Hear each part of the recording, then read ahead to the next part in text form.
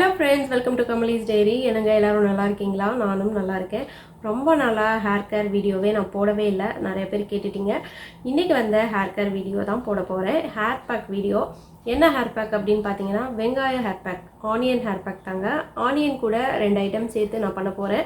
அது எப்படி அப்படிங்கிறத பார்க்கலாம். அந்த 2 ஐட்டம் மட்டும் சேர்க்கணும்னு இல்லை, நம்ம நமக்கு ஏற்ற மாதிரி ஒவ்வொரு டைமும் ஒவ்வொரு விதமாக நம்ம சேர்த்துக்கலாம். இன்றைக்கி நான் சேர்த்த 2 ஐட்டமை அவங்க கூட ஷேர் பண்ண போகிறேன். அதுக்கு முன்னாடி இந்த ஆனியன் ஹேர் பேக்கில் என்னென்ன பெனிஃபிட்ஸ் இருக்குது அப்படிங்கிறத பார்க்கலாம்.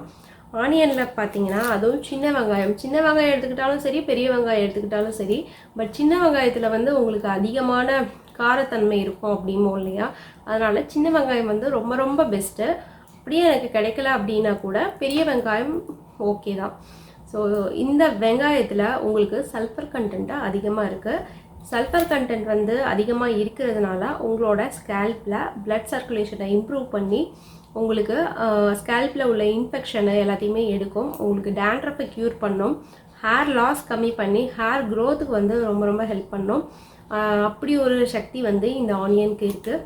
என்னோடய வெயிட் லாஸ் வீடியோவில் இந்த இடத்துல எனக்கு ஒரு பேட்ச் விழுந்திருக்கும். அந்த பேட்சை சரி பண்ணது எல்லாமே இந்த ஆனியனுக்கும் ஒரு விதமான பங்கு இருக்குது. ஏன்னா நான் அந்த இடத்துல ஆனியன் ஜூஸ்லாம் தடவினேன். ஸோ உங்களுக்கு கொஞ்சம் சொட்டையாக இருந்தால் கூட அந்த இடத்துல முடி வளர்கிறதுக்கான சக்தி அதாவது முடி உதிர்ந்து விழுந்திருந்த இடத்துல முளைக்கும். அதுக்குன்னு சொட்டையாக இருக்கிற தலையில் ஆனியன் ஜூஸ் தடவைனா முடி வளருமா அப்படின்னு கேட்டால் அது வளராது. சொட்டைங்கிறது அது வேறு. அது ஜெனட்டிக்கலாக விழுறது. அந்த இடத்துல முடியே வளராது. அப்படிங்கிறப்ப ஆனியன் ஜூஸ் போட்டாலும் வளராது. பட் இந்த மாதிரி ஆஃப்டர் ப்ரெக்னென்சி முடி கொட்டினது, அந்த மாதிரி பிளட் இல்லாமல் முடி கொட்டினது, ஹீமோக்ளோபின் கம்மியாகி முடி கொட்டுது இல்லையா, அந்த மாதிரி முடி கொட்டி வளரணும் அப்படிங்கிற இடத்துல இந்த ஆனியன் ஜூஸ் ரொம்ப ரொம்ப ஹெல்ப் பண்ணும்.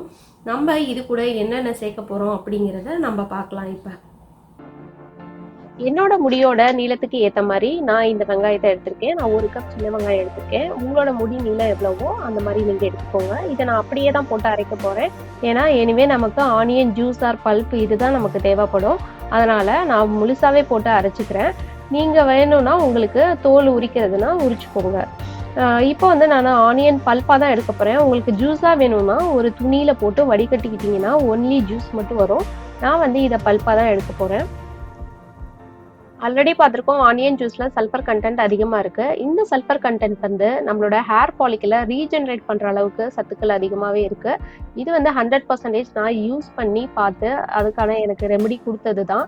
ஏன்னா இது நல்லாவே என்னோட பேபி ஹேர்ஸ்லாம் வரதுக்கு காரணமாக இருந்தது. இதை கண்டிப்பாக நீங்கள் யூஸ் பண்ணி பாருங்கள். இதை எத்தனை நாளைக்கு ஒரு தடவை யூஸ் பண்ணலாம் அப்படின்னு பார்த்தீங்கன்னா, இதில் 2 வாரத்துக்கு ஒரு தடவை, வாரத்துக்கு ஒரு தடவை அந்த மாதிரி ட்ரீட்மெண்ட் மாதிரி பண்ணுங்கள்.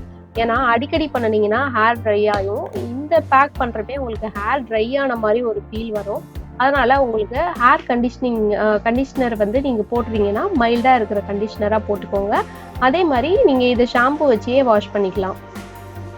இப்போ இந்த ஆனியன் ஜூஸோட சேர்க்கறதுக்கு 2 ஆயில் எடுத்து வச்சுருக்கேன். ஒன்று கேஸ்டர் ஆயில், இன்னொன்று ஆல்மண்ட் ஆயில். கேஸ்டர் ஆயில் பார்த்தீங்கன்னா 2 டேபிள் ஸ்பூன் சேர்க்க போகிறேன். கேஸ்டர் ஆயிலில் நார்மலாகவே ஹேர் க்ரோத்துக்கான அதிகப்படியான அந்த விட்டமின்ஸும் சரி, ஆன்டி ஆக்சிடென்ட்ஸும் சரி அதிகமாக இருக்குது. அதனால் அது ஹேர் க்ரோத்துக்கு எப்போவுமே விளக்கெண்ணெய் ரொம்ப ரொம்ப நல்லது.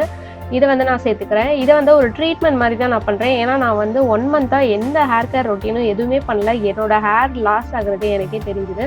ஏன்னா எப்போவுமே தலை சீவனா முடி கொட்டாது. இப்போ இந்த 1 மந்த் கழிச்சு சீவனா எப்போ சீவனாலும் முடி கொட்டிகிட்டே இருக்குது. பிகாஸ் எதுவுமே யூஸ் பண்ணலை அப்படிங்கிறது தான்.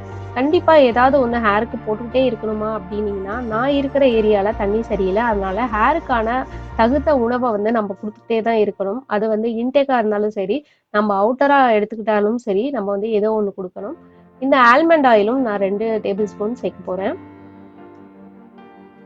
இது எல்லாமே நம்ம கஸ்டமைசேஷன் தாங்க. என்னோட பாடி சென்சிட்டிவ் கிடையாது. அதனால நான் 2 டேபிள் ஸ்பூன் கேஸ்டர் ஆயில் சேர்த்துக்கிட்டேன். ஆனியன் ஜூஸும் கோல்டு தான். அதனால உங்கள் பாடி எப்படி அப்படிங்கிற டைப்பை பார்த்துட்டு நீங்கள் அதை ஆட் பண்ணிக்கோங்க. ஆல்மண்ட் ஆயிலில் பார்த்தீங்கன்னா விட்டமின் இ இருக்குது. அது நம்மளோட ஹேர் நரிஷ்மெண்ட்டுக்கு ரொம்ப ரொம்ப நல்லது. ரொம்ப சாஃப்டாகும். ட்ரை ஹேர்லாம் சாஃப்டாகும். அதுக்கு ஆனியன் ஹேர் கொஞ்சம் ஹேரை ட்ரை ஆக்குற மாதிரி இருக்கும். அதனால நீங்கள் இதை விட்டமின் இ ஆயிலை யூஸ் பண்ணுங்கள். இல்லை இது 2மே இல்லைன்னா உங்களுக்கு வேறு விதமான ஆயில் கூட நீங்கள் ஆட் பண்ணி நீங்கள் கலந்து தடவலாம். இதோட மெயின் இன்கிரீடியன்ட் வந்து ஆனியன் ஜூஸ் தான். ஸோ அது கூட நீங்கள் உங்களுக்கு எது வேணுமோ நீங்கள் சேர்த்து தடவிக்கலாம். இதில் நான் வந்து ஹேர் பேக் அப்ளை பண்ணுறதெல்லாம் போட்டால் ரொம்ப லாங் வீடியோவாக போகும். அதனால தான் நான் வந்து அதே வீடியோக்குள்ளாரையே கொண்டு வந்துட்டேன்.